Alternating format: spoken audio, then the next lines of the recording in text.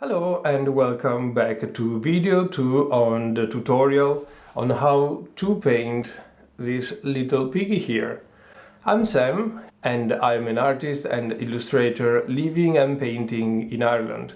If you're new to my channel, welcome. Please check out my previous video with the beginning of the tutorial, the drawing and the materials that you actually need.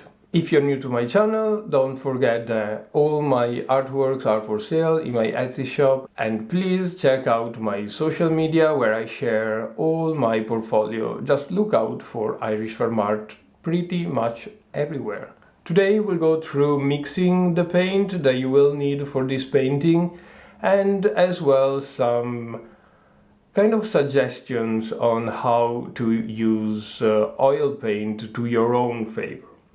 As I mentioned in my previous video, if you're more familiar with acrylic paint, by any means please feel free to use acrylics.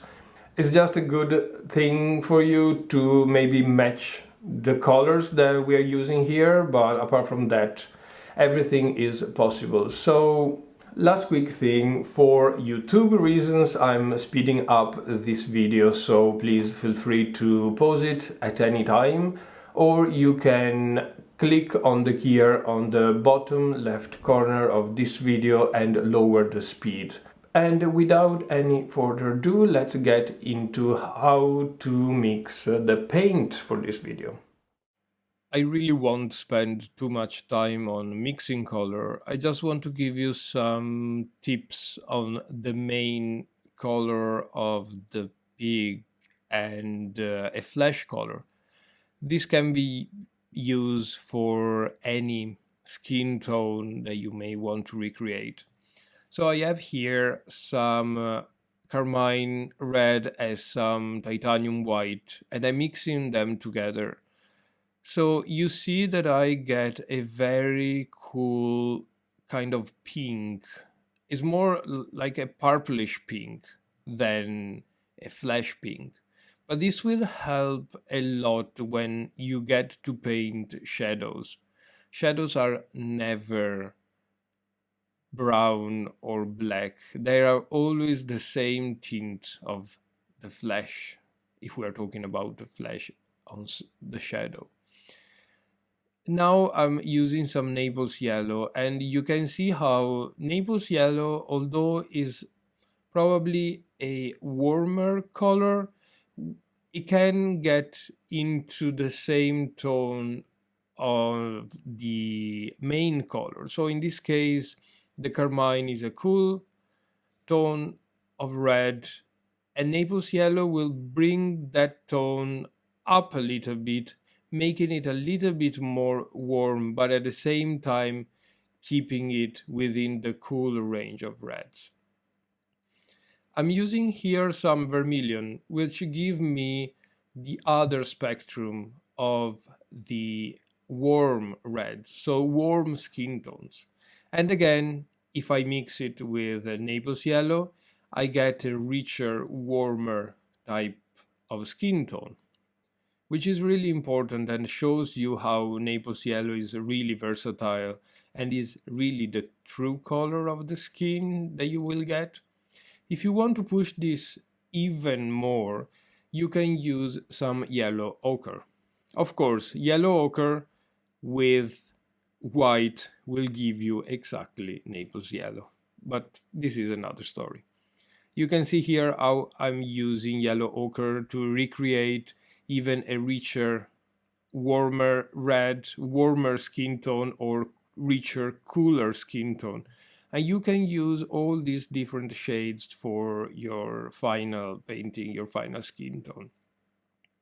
If I add a little bit of blue, then everything will magically go down to the very bottom of the cold side of your tones. And this will be magical, really, really help a lot when you're painting the shadows on your face, on your subject, on your portrait, and on this case, of course, on your pig. You can see here how I'm not getting quite a green, although technically, if you mix a yellow With the blue, you would get a green, of course, but you get a sort of olive color, which is really, really natural when you're painting skin tones. Anyway, this is just the basic of your main subject colors. And you can use this with oils and acrylics, that doesn't matter. Getting started on the painting, if you know me, I always like to paint my foreground before. I like to paint the foreground because it gives me the possibility to understand a little bit better how the main subject works. What is in the light, what is in the shadow, how the values of the colors are going to work, and so on and so forth, and gives me as well some boundaries. The painting is not as big as if I start with a white canvas. So it breaks a little bit the surface of the water for me, not to make everything so scary. And of course, the background, the foreground, is always a little bit simpler. So I'm mixing here cerulean blue with the titanium white, trying to keep them quite separated.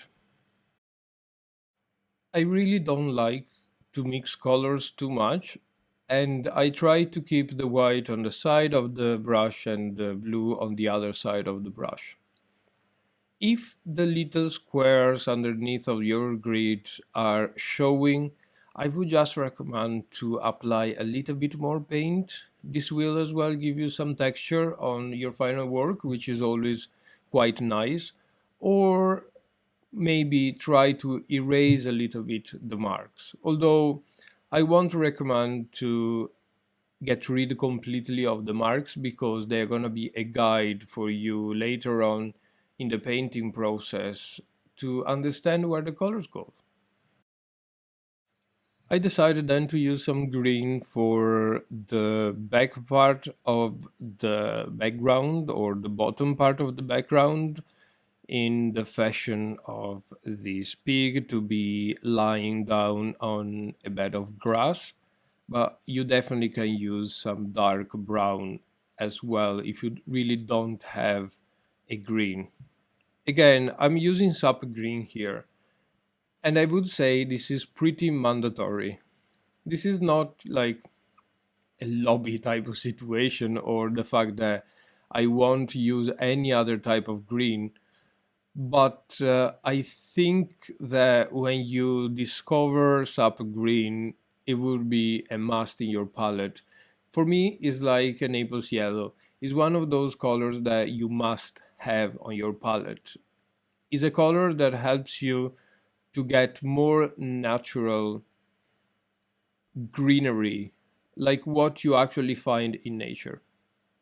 I'm laying down on my palette all the other colors that I will need. The two reds, as we've seen before in the little intro tutorial on mixing the skin tones, and as well the two yellows. I really don't have a palette etiquette, to be honest. I've seen many artists laying down all their colors in a beautiful gradient of tones and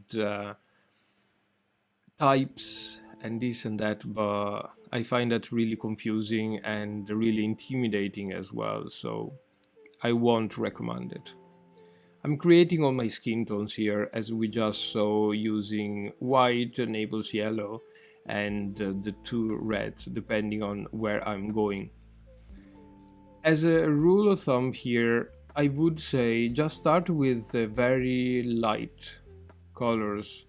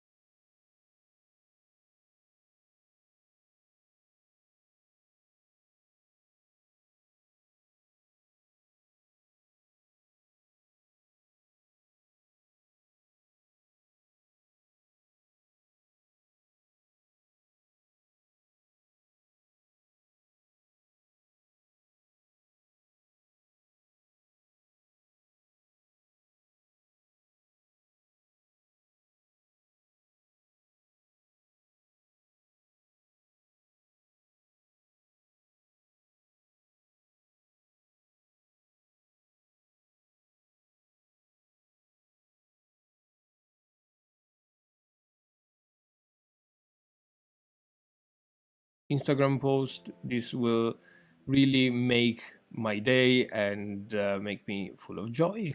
So I really hope you enjoyed this painting, and if you did, please consider to subscribe. And I'll see you next week. Sloan.